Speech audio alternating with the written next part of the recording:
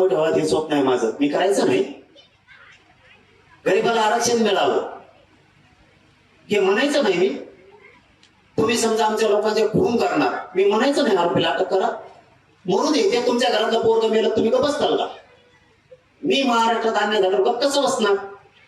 तुम्ही छत्रपती शिवरायांचा पुतळा उकडून फेकून देणार, मी गप्प कसं बसणार?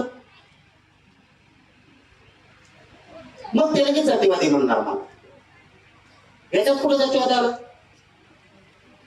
त्यामुळे काम करताना मी नाही जातीवाद करत, माझ्या दारात कोणी पण येऊ. आता धनगर समाजाने माझा सत्कार केला म्हणून सांगतो. आमच्या बीडला पांढरे नावाचे सभापती धनगर समाजाचे, त्यांच्या पोरीला 19 लाख रुपये फीस मागितली MBBS ची. हसन मुश्रीफ साहेबांना फोन केला, मला पोरीला मोफत शिक्षण केलं तरी कशामुळे पैसे घेतात? 2 मिनिटात भरलेले 6 लाख रुपयाच्या माणसाचे वापर द्यायला लागले. मी जर जातीवादी असतो मला पळू दिलं तसंच त्याचं, त्याला काय कमी सभापती आहे ना. माझ्या दारात आलेला माणूस मी कोणत्या जातीचा असो वापस पाठवत नाही. तुम्हाला उदाहरण म्हणून सांगतो, महादेव मंडळचं कुटुंब मी वापस पाठविलं असतं.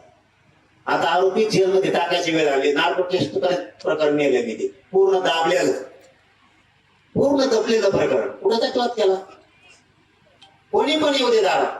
आंतरवाडीच्या दारात आलेला माणूस मी कधीच वापस पाठवत नाही, काम काही असू दे.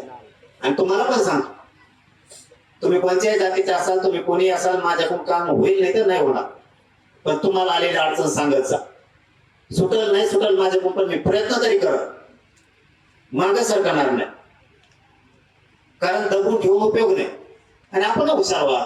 जसं कलेक्टर साहेबांनी मग सांगितलं, बांधला कसं जाणार आहे, तुमच्या लेकरा बाळा मोठे कसे होणार आहेत, आपण कष्ट करायचं शिकायचं. तुम्ही जीप घ्या, रिक्षा घ्या, टेम्पो घ्या, ट्रक घ्या, ट्रॅक्टर घ्या, कष्टानं 500 रुपये घालून आपल्या पोरांनी घरी कमवून आणायचे. आळशी वागायचं नाही. सगळ्यात जास्त आळशी पोरं आपले झाले. प्रत्येक पारावर चौकात सगळ्यात जास्त बसलेले पोरं आपले नुसते आळशी बनाले. बाप शेतात पण काम करतो, आई शेतात पण काम करते. आई बापा जनावरांचं दूध काढून विकायला पण घेऊन जाते, घेऊन तसाच बाजार आपल्याला. आपल्या बापानं जर दूध काढलं तर आपल्या शहरात विकायला जायला अडचण काय? तुम्ही 10वी 12वी शिकला असता, तुम्ही उच्च शिक्षण घेतलं असतं म्हणून लाजायला लागले का? आपला खानदानी धंदा शेती, लाजायचा काय संबंध आहे? आई बापाला मदत करू लागा ना. तुम्हाला नाही काही काम करायचं ना, शेतात जाऊन झाडाखाली झोपा. पण चौकात बसून भंगार पोराच्या नादी लागून व्यस्त लागतंय आपल्याला, 10 रुपयाचा नाद लागतोय. आई बापासोबत शेतात जाऊन 2 घंट्यात काम करू लागा, प्रचंड आधार मिळेल त्यांना. आई वडिलांना थोडं शेण काढू लागा, त्यांना गवत टाकू लागा. जो व्यवसाय करायचा तो करा.